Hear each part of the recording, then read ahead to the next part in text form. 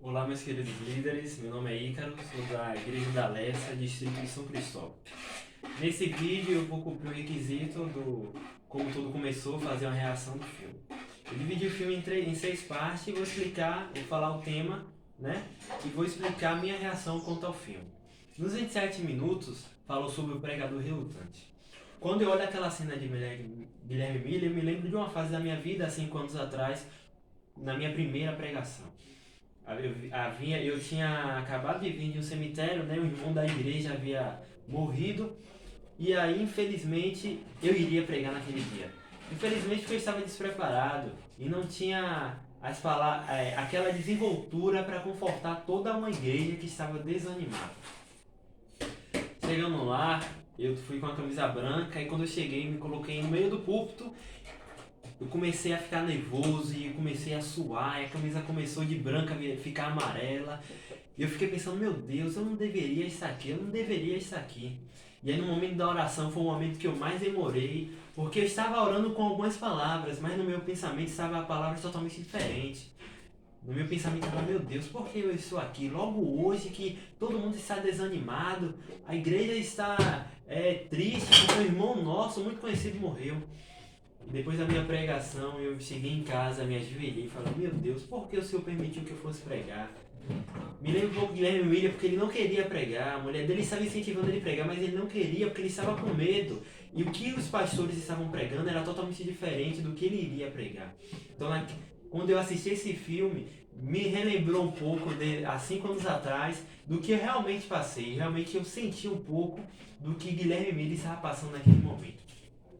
Depois, né, vem Jesus está vindo. Quando Josué Jaime ouve a pregação de Guilherme Miller e começa a montar estratégia para anunciar o Evangelho. Eu me lembrei um pouco também de mim mesmo, porque quando eu me batizei, eu queria que todos soubessem o Evangelho. Na verdade, todos nós, né? É o que as pessoas falam de primeiro amor, que deveria permear toda a nossa vida cristã. Quando a gente conheceu o Evangelho, a gente queria que todos pregassem o Evangelho. Queria que todos conhecessem.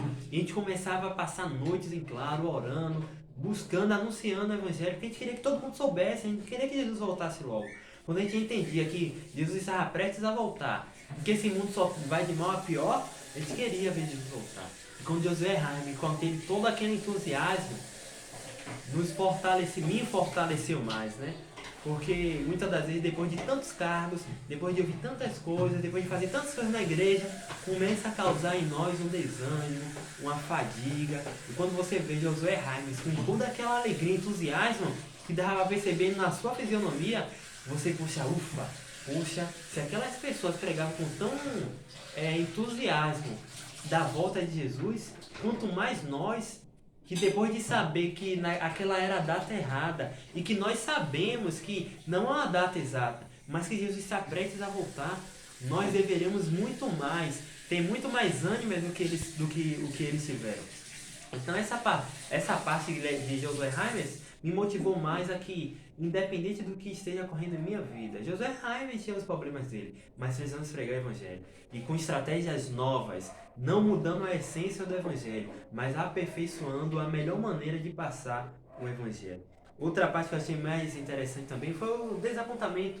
Depois que eles esperam lá, reúnem toda a sua família, vendem tudo. Os pioneiros venderam tudo, porque eles realmente acreditavam que Jesus iria voltar. Venderam tudo para pregar o Evangelho e Jesus não voltou. E mesmo assim, José Bates, Irã Edson, Samuel Snow e outros mais não desacreditaram na volta de Jesus. Continuaram ali firme, sabe, orando. Essa é a lição que eu mais captei em minha memória. Em momentos difíceis, não adianta ficar procurando apenas o erro, não adianta ficar desesperado, ansioso. Precisamos orar. Se Irã Edson não tivesse conduzido todas aquelas pessoas à oração, dificilmente ele seria o porta-voz de Deus para anunciar ao povo que a mensagem estava certa. Na verdade, a data estava certa, a mensagem, o que eles estudaram estavam certo. O que estava errado era o evento, não era a volta de Jesus, era a passagem de Jesus do santo para o santíssimo. Jesus agora era o nosso sumo sacerdote. Então eles oraram, buscaram a Deus, estudaram a Bíblia. Em momentos difíceis, quando a nossa fé é provada, precisamos orar e estudar a Bíblia. E essa lição eu consegui perceber no filme. Outra parte que eu entendi era o teste de fé. Ellen White era uma simples mulher frágil, uma simples jovem, tinha naquela época 17 anos e a sua saúde debilitada, mas mesmo assim ela continuou pregando o evangelho. E quando pastores, doutores e a igreja estava um pouco recuada se acreditaria ou não, ela continuou anunciando a mensagem que homens maiores e mais idosos, mais aperfeiçoados em inteligência intelectual, não estava fazendo. Quanto a isso, a minha reação é a seguinte: independente de que cargo ocupamos, de que nível estamos, tanto financeiro como intelectual, como na nossa sociedade, precisamos pregar o evangelho. Porque o que fará a mensagem propagar não é a minha inteligência, não é os meus talentos, mas sim a minha escolha de deixar Deus atuar em mim. Porque somos apenas instrumentos e Deus é o condutor de tudo. Então precisamos apenas aceitar. Foi o que fez Ellen White. Ela não tinha muito conhecimento bíblico, mas ela se deixou ser usada por Deus. E quando eu percebi que se eu se deixar ser usado por Deus, eu posso fazer muitas coisas mais, deixar o meu eu de lado, o que eu sei, deixar minha preponderância de lado e entender que Deus faz tudo em minha vida, eu poderei ajudar e contribuir mais para o evangelho, não é isso? Outra parte que eu entendi, né, que é a penúltima parte do filme, é sobre os fundamentos estabelecidos. Quando Ellen White começa naquele momento, Ellen White e os pioneiros, né, Ellen White não, só os pioneiros faz uma reunião, uma assembleia para dizer qual era o nome da igreja. Eles tinham acesso a preconceito sobre organização, porque a ideia deles é que uma igreja organizada era a Babilônia. E mais uma vez eles se devotaram para estudar a Bíblia, para orar. E eles perceberam, estudando a palavra de Deus, que Babilônia é uma igreja desorganizada. E naquele momento eles começam a organizar a igreja, faz uma reunião e ali o nome da igreja é promulgado, né? Que é Igreja Adventista do Sétimo Dia, fortalecendo as duas bases doutrinárias, o sábado e a volta de Jesus. Naquele momento, mais uma vez, eu começo a perceber o quão importante é em momentos difíceis e que o problema parece estar maior que nós. A gente a necessidade que temos de voltar para a Bíblia, voltar para Deus. E o filme o tempo todo mostra isso. Precisamos voltar para a Bíblia, voltar para a oração, que essa é a nossa resposta. Essa é a solução para as nossas dificuldades. E fazendo isso, eles conseguiram organizar a igreja, organizar as bases doutrinárias através do estudo da Bíblia.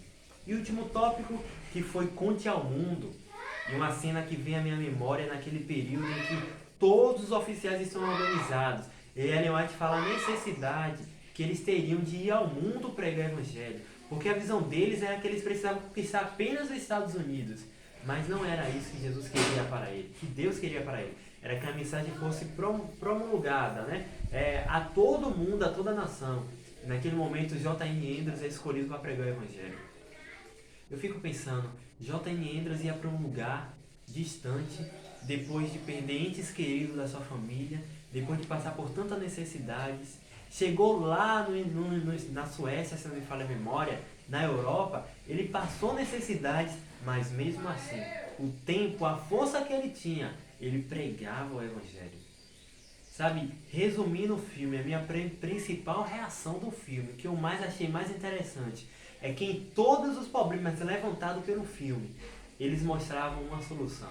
Precisamos voltar para a Bíblia e para a oração, assim resolveremos nossos problemas, né? Tanto na igreja como fora. Precisamos estudar a Bíblia.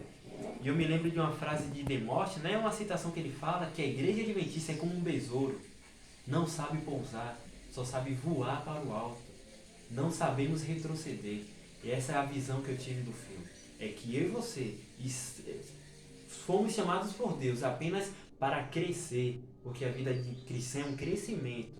E eu entendi nesse filme que eu e você precisamos crescer a cada dia, mas não cresceremos se não estivermos enraizados na palavra de Deus. Essa foi a minha reação quanto ao filme, como tudo começou.